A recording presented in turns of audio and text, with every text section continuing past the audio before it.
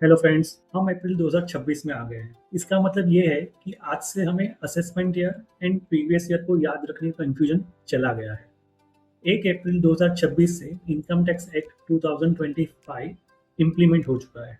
तो ये assessment year और प्रीवियस ईयर कन्फ्यूजन तो चला गया है, जो कि अच्छी बात है।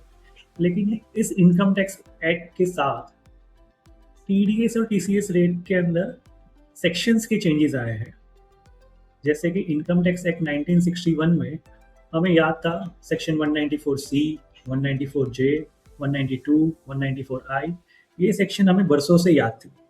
लेकिन अब इनकम टैक्स एक्ट 2025 आने के बाद ये सेक्शन को हमें भूलना होगा और नए सेक्शन सेक्शन 392, 393 सबसेक्शन 1 और उसके अंदर काफ़ी सारे टेबल और टेबल के अंदर सीरियल नंबर्स, ये सब हमें याद करना पड़ेगा।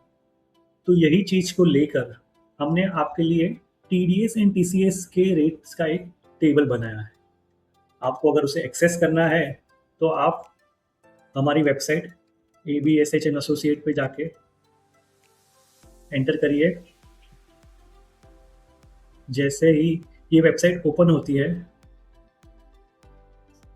आप नीचे जाके ये जो सबसे पहला टीडीएस एंड टीसीएस रेट का पोस्ट है वहाँ पे कहीं पे भी क्लिक कर दीजिए।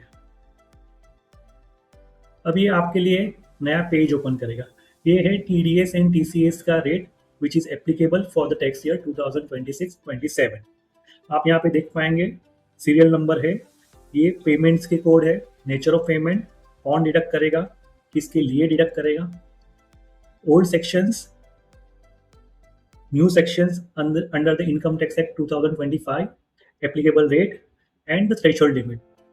ये हमने आपके लिए बनाया है। ये सेक्शन टीडीएस का जो सेक्शन है उसे हमने 4 पार्ट में डिवाइड किया है। पार्ट 1 जहाँ पे रेसिडेंट है, TDS applicable to resident. Part 2 TDS applicable on payment to the non resident. Part 3 TDS applicable on payment to any person, general category and non deduction of TDS. ये same चीज आपको income tax act 2025 के section 392 और 393 में दी गई है। अगर आपको टीसीएस का एक्सेस करना है तो आप ये बॉटम ऑफ द पेज में यहाँ पे देखेंगे तो टीसीएस का नाम दिख रहा है, बस उस पर क्लिक करिए और आपके सामने टीसीएस के रेट्स भी आ जाएंगे।